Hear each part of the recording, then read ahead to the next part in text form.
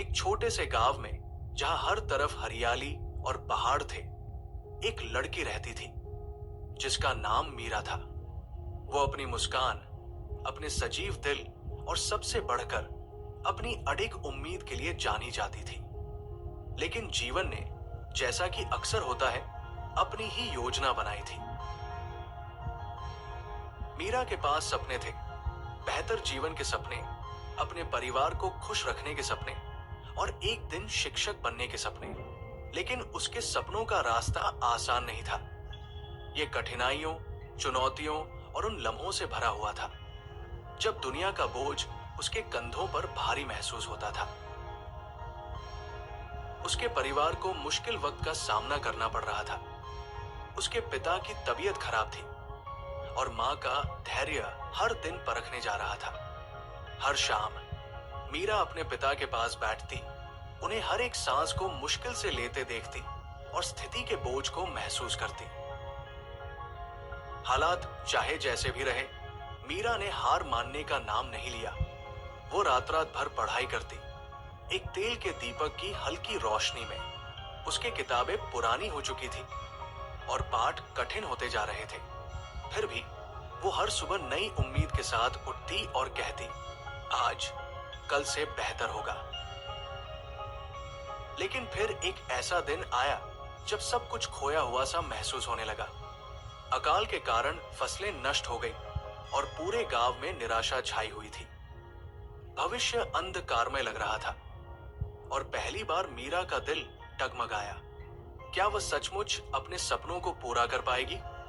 क्या वो अपने परिवार को इस अंधेरे से बाहर निकाल सकेगी? वो पुरानी बरगद के पेड़ के नीचे बैठी थी, वही पेड़ जिसके नीचे वो बचपन में खेला करती थी। ऐसा लग रहा था जैसे जीवन का अंत हो गया हो। लेकिन तभी शांति में कुछ बदल गया। मीरा को अपनी दादी के शब्द याद आए, जो हमेशा कहा करती थी, जब तुम महसूस करो कि तुम और नहीं चल सकते, तो बस एक कदम और बढ़ा लो। यहीं पर उम्मीद छुपी होती है। उम्मीद बड़ी घटनाओं में नहीं मिलती मेरी बच्ची, ये छोटी छोटी कोशिशों में, दिल की सच्ची मेहनत में पाई जाती है। इन शब्दों के साथ मीरा उठी। उसने आंसू पोंछे, गहरी सांस ली और एक फैसला लिया। उसने ठान लिया कि वो उम्मीद नहीं खोएगी। अब उसे हर हाल में आगे बढ़ना था, कदम दर कदम। मीरा ने अपने गांव वालों को एकजुट किया। एक एक छोटे कदम से बदलाव लाने की कोशिश की।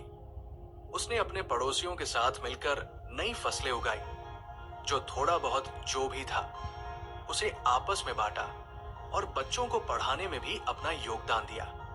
धीरे धीरे बदलाव दिखाई देने लगा। बारिश आई, फसलें उगाई और गांव फिर से समृद्ध होने लगा। लेकिन सिर्फ जमीन ही नहीं, बल्कि लोगों का आत्मविश्वास भी लौट आया। मीरा की उम्मीद ने सबके दिलों में रोशनी फैला दी थी। कुछ साल बाद मीरा वही शिक्षक बन गई जो वो हमेशा बनना चाहती थी।